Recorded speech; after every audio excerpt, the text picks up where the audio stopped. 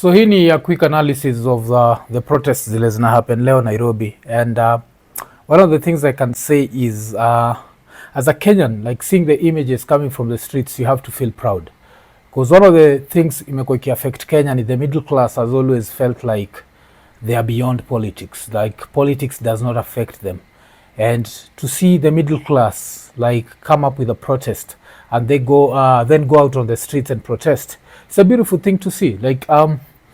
Like even like kuna ude moja ule waga saizi kwa internet namjua kabisa, I think anaitwa Hanifa like was one of the first people to be arrested like leo asubuhi, and this didn't stop people. Najua normally inakuwaga like when the government arrests people, what ends up happening is other people who are at home are like discouraged, ama they feel like there's no need to go to town because of that.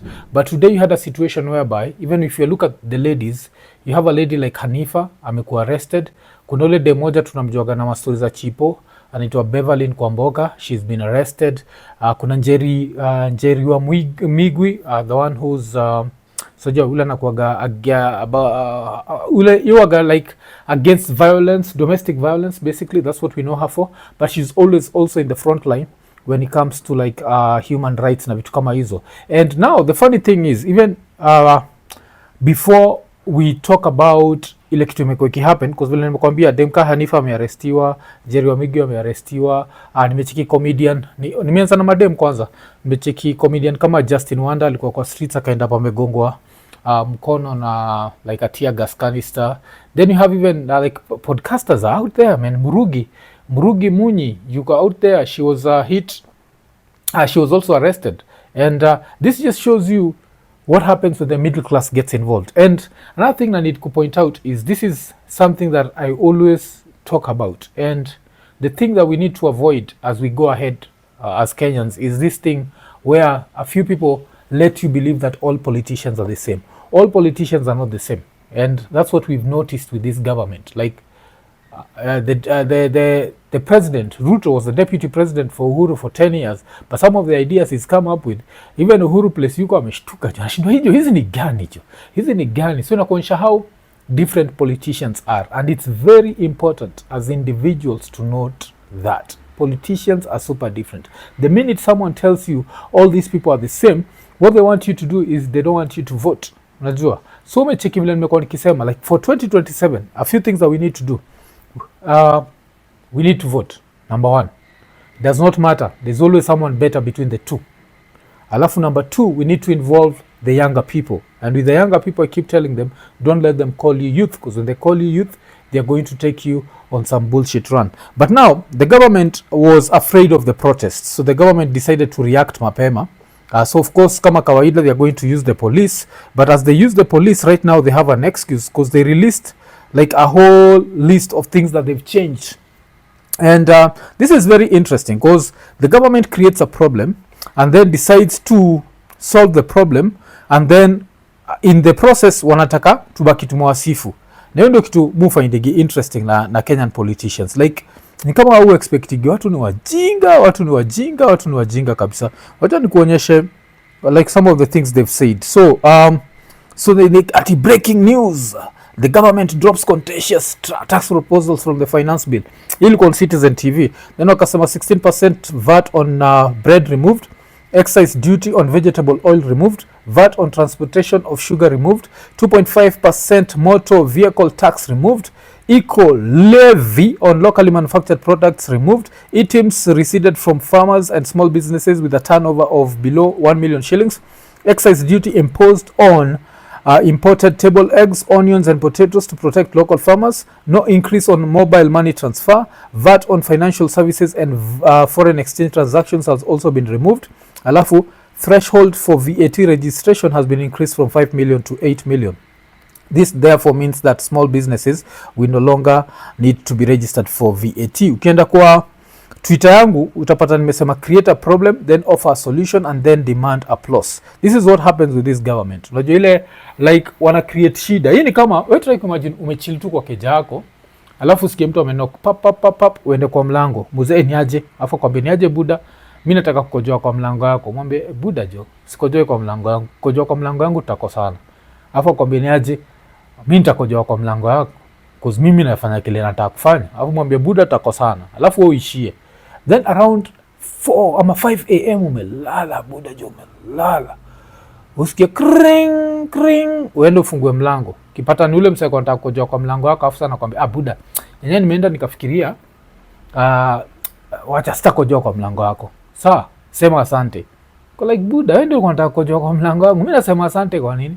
Hii ni shida haikuwa. So these problems were not there. So for the government to create the problem, alafu ikuje itake tuisifu, that's a problem. But back to the protesters, like this has been one of the most beautiful thing I've seen. Like nishabonga juu ya madem, niko nataka kwanza na madem ndio uone how powerful this thing is. But if you're even to go to men, uko na like artists like akina Charisma, nimewacheck out there, unapata like even Twips kama akina Crazy Nairobian wako out there, na ina kuonyesha kitu fulani. David D alikuwa anaongea mbaya kabisa kwa internet, kwa alikuwa anasema ase wako kwa internet, you just talk on the internet, you do nothing on ground.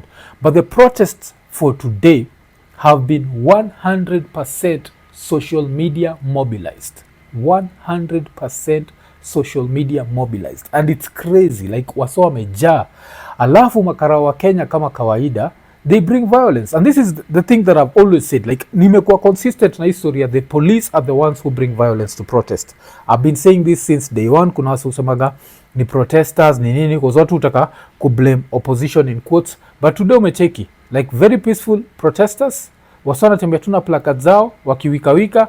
What happens? The police tear gas canisters zinarushwa, water cannons zinarushwa. Kuna journalist fulani wa Standard Group amekuwa arrested around parliament, wakaanza kuenda na yeye, alafu when they heard people saying he's a journalist, makarawa wakachukua wakamrusha from a moving vehicle. So this is the sort of people that you're dealing with, you know. And the police in Kenya, of course they can be our friends, but when it comes to protest, they are normally the ones who bring violence. And talking of this protest also, another interesting thing to see today was just seeing the president standing next to Rigathi Gachagua. Kumbuka vile wamekuwa kiletana juu, and then you have the likes of I think obviously Kuria Kimani, alafu na Kimani Ishongwa reading this new thing of where we've decided to take away these taxes, and the president is there looking like a politician. Like, you are the president of the Republic of Kenya, you are not the UDA chairman. It's time to stay away from UDA. Kuwa hapo kuwa presidential. That press conference was, first of all, it was beneath you. And apart from the press conference being beneath you, it's very sad that you impose these taxes. You've not created any jobs. You've not shindo kibonga juu creating jobs through the housing, whatever. But people are saying like there's enough money in Kenya, but money is being lost in corruption. And talking of corruption, this brings me to, there was a certain debate yesterday that had been organized by, it was a Twitter space. It had been organized by Kibe. And I remember Kibe had invited a few people, and someone had proposed like, hey, Mwafrika needs to join this thing. And the good thing is they never invited me, and because I don't think I'd have been comfortable in that space. I remember I decided to listen to it, na nikaisikiza just for a few minutes.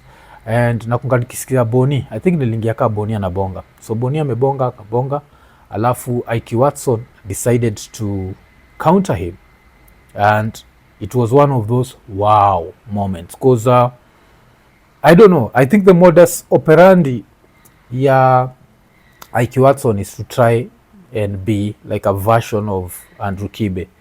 And by that what I mean is it's just to go against the grain. It's not about what the grain is. It's, since everyone is thinking like this, I'm going to think different. And with this situation, since all Kenyans have come out and rejected the finance bill, I need to sound like I'm different from all the Kenyans, so I'm going to go against it.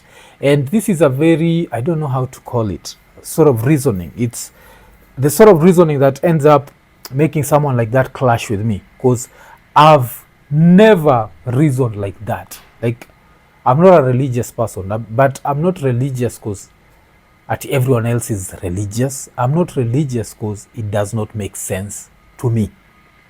Acheki. But this thing of, since everyone is reasoning like this, I need to reason like this. So Boni brought up something like the way right now you can see the Kenya Kwanza politicians are busy wearing expensive watches and expensive shoes and expensive what.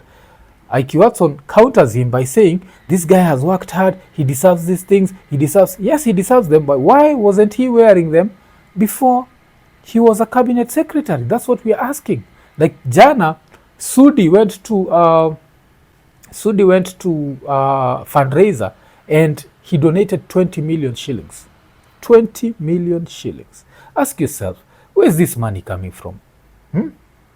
20 million shillings. One of the highest paid people in Kenya, the CEO of Safaricom. Have you ever heard he's donated 20 million shillings somewhere? That's how much 20 million shillings is. When a politician donates 20 million shillings, this is taxpayers' money. This is taxpayers' money that has left and then now it's coming back. So hii since nimechukua hii yote iko kwa nyumba, wacha niwapatie kidogo alafu mnisifu. So that's what happened. So I remember listening to that space and I was like, I've been saying this, but watu walisema mimi ni player hater. Like when I said some of these things are not well thought out. It's just stupidity branded and packaged in such a whatever package that the masses can be able to just regurgitate it, and it's nonsense. Now back to the adults, because that was some kiddie shit. And still talking of that Twitter space, another person who was involved in that Twitter space, the best yangu anaitwa Gaitho. And with Gaitho, I also disagree with him because, okay, Gaitho left the space when he felt like it was no longer about the finance bill. It was just about now saying the way the government officials need to enjoy their money. But Gaitho was also fighting Boni, and this did not make sense to me. So everyone says Boni is paid to do this protest. But the question is, who would pay you to risk your life? Like that has never made sense to me. Like who would pay you to risk your life? Like the Kenya police don't care you've been paid. Unless every policeman ameenda kambwa umse amelipwa. But this guy has been beaten up, taken to hospital. He's been shot very close range na a tear gas canister that nearly killed him.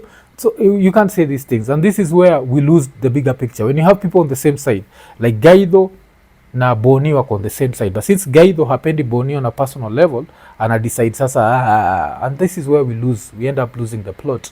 And because with your story of Boni, is he maybe rich or is he wealthy? Yes, he is. But he also published a book. He was also a journalist. He's also a world-respected photojournalist. So is he supposed to be poor so that we can accept him and accept his message? Another thing ile nicheki Gaitho akisema, which I did not agree with, was Boni was bought by Uhuru. Is this the same Boni who's on record on TV akita Mama Ngina mwizi? Ama there's a different Boni? Which Boni are we talking about? Like on national television. I remember when I watched that clip, I was like, umsata toka hii place akiwa live. This is the same Boni who was taken to court by the present president. And when he was a DP, alimpeleka kotini for defamation, for calling him a rap mashamba and all that, and calling him a thief. What happened to that case? That case was dropped. This is that Boni we are talking about. Like, let's be serious, man. Historia, you don't like someone, and then you decide to just say all these nasty things about them. It's nini. Alafu nasema, when you're on the same side, like Gaitho na Boni, it ends up looking like Gaitho has been paid to fight Boni and make sure the whole protest does not happen. Of course, I don't know. I know Gaitho has not been paid, but I'm just saying that's how it ends up looking, and we lose the plot. But now, back to the protest. So this protest, as I was saying, like I've seen, the middle class has showed up. Now, the middle class may show up. This is very good, and things are really boiling, and people are ready for 2027. Because I think one of the things we have to thank the president for is, for once, the president has shown people the power of voting. Like, like how different presidents can be. Like we've seen, I think when Moi came, left power, and then Kibaki came in, we saw the difference in presidents. Like roads were being built, all of a sudden people could import cars, blah, blah, blah, blah. The economy started going up. Then vile Uhuru alikuja, Uhuru maintained a lot of stuff that Kibaki was doing. Then he avoided increasing taxes, but in the process, the plunder of public resources was more during Uhuru's time, because it was there during Kibaki's time. Kumbuka siku za kina Murungaru kulikuwa na hizo maskandal kibao zilikuwa, but time ya Uhuru is like the scandals became bigger. Unajua Eurobond, Kimwarer, like zilikuwa very big. But what he did is he maintained the taxes ile level ya Kibaki, so we never felt them. Then Ruto came in, and Ruto was like, ikonini, I'm going to increase taxes na mtadu. I own the legislature, because right now the country that we live in, if you have to ask me, I think we have one arm of government, and that arm is the executive, and the executive has swallowed the legislative and also the judiciary, like swallow zote, so they all speak in one voice, and that's a very dangerous way of things happening. So the bill is still being read. Wataenda po wamei remix, wametoa vitu kadhaa hapa na pale, but I still expect it to pass with those two vitu zile wametupatia, but kuna ile moja ile hawajatoa, the Data Protection Act, where they want KRA to be looking at your balances za M-Pesa and then telling you how much you need to pay tax. But we all know we've sent money to people and money has been sent to us that has nothing to do with us. Niaje buda, uko wapi? Usikii nataka unilete ile nini? Sinikurushie do alafu uchukue kuja nayo. Sawa, nachukua. Hiyo pesa itakuwa taxable. You see, so this is the nonsense that we are talking about. And but the best thing about the protest today, like anything ile naweza sema, like for anywhere, any Kenyan anywhere, is we've seen the middle class get involved. And when the middle class gets involved, the country is going to change, because this is when the government is going to know that hii time ya kudanganya watu that this affects this, because we've seen even what akina Karen Nyamo have been talking. Wamechiki vile wamekuwa kiambia wase hii haikuhusu, hii inahusu tu hawa, when alafu mbeleni like the middle class in Kenya tulikam tukaambiwa protests are for the poor. So for a very long time tuko tunachaga the poor to protest, but right now we are getting involved, and it's a beautiful thing to see. And I've seen even like when you go online, you'll see like celebrities have wameandika kila pahali. Even some people have been attacked for no reason. Nchikose kadhaa wana attack Butita because Butita aliandika article 37. Article 37 ile inakupatia the right to protest, and he said that just because he went with the president Nini haimaanishi he does not believe in the same things that we all believe in. Nilicheki pia Jackie Viki alibaki ameshare the poster. Alafu of course mtu wangu wa nguvu Rapture the scientist, always in the front line, najua fighting for these things. So sisi wote tuko out there tukisema reject the finance bill, and saizi tunaanza kuona the power of online. Wase kama David Ndii wale wako nasema online has no power, saizi wameona the parliament is surrounded with the police are throwing tear gas everywhere. Hata mse kama Ian alikuwa nafaa kuja hivi ameshindwa kuingia tao, because that's how much online social media has power. Like the on the ground social media may affect. So history ya kuambia wase wa social media that you're doing nothing, you mean nothing, you whatever, that's bullcrap. Right now we've seen the power of social media, but one thing nataka nikimalizia history kuambia wase ni do not accept for them to tell you that all politicians are the same. This is what they use to make sure that you don't vote, and this is the power that they have on you, because the minute that you vote, the minute that you know, because with Kenya politics, what I've come to know, it's all about margins. If the margin of vote is very small, it's easier to manipulate. If it's super huge, it's very hard to manipulate. So anyone would want to keep the margin pale, because you have the radicalized voters, the ones who will always vote, come rain, come shine. Alafu you have the other ones who vote depending on one or two, three things, and those are the people that need to be convinced to vote. And those are the ones, if you tell them that all politicians are the same, they stay at home, and that helps the people who want to maintain the status quo. But we need to reach a level where people come out and people vote, and I'm really hoping that continues, and I'm really hoping that the middle class gets involved. And apart from getting involved, I'm really hoping that the day wametuambia it's time to register new voters, that the middle class will be involved in asking people to come out and take voters cards. And on the voting day, I'm hoping that was watatokea, because it's time to tell the politicians that the power belongs to the people, and you cannot just come up with taxes and do all these things. Like politicians still get sitting allowances. Unapataje sitting allowance for doing a job? Nacheki, like we're still repairing the DP's house even after wakosana na president. We're still using 600 million to repair his house, not building from scratch, repair his house. Yes. How old are Rigathi's kids? Yes? How old are Rigathi's kids? Let's ask ourselves. They're adults. Why does he need a permanent, like a residence yake? Does it need to be more than a 3-bedroomed house, if you're to be honest? Don't forget that the Chancellor of Germany lives in an apartment. Okay, the former Chancellor, that's Angela Merkel, used to live in an apartment. Hama still lives in an apartment. Germany is how many times richer than Kenya? We have to be serious, man. These things start with such little things, taking the money we are spending seriously.